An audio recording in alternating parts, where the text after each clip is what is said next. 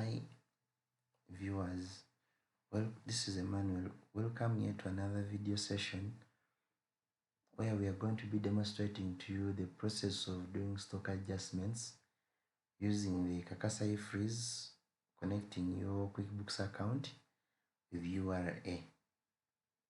So for stock adjustments, you will go to your QuickBooks account, then we shall do a stock quantity adjustment. I'll schedule the reference number to this. I'll specify the item I'm trying to adjust. This is demo. So I'm trying to remove, I'm adjusting 50 pieces. My new stock will become this. So what you have to note, on URA side, we only use stock adjustment for decreasing.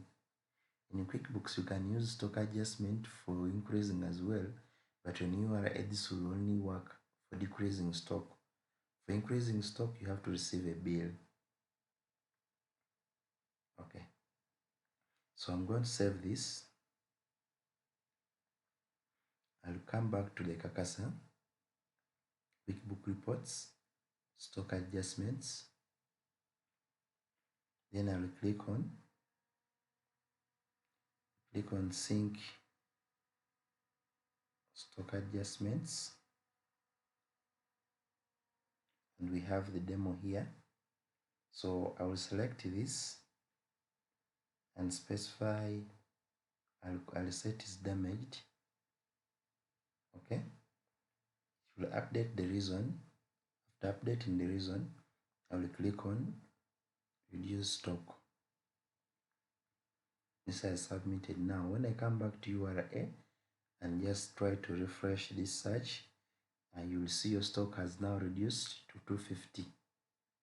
This is how you can handle your stock adjustments from QuickBooks Online to EFRIS with ease.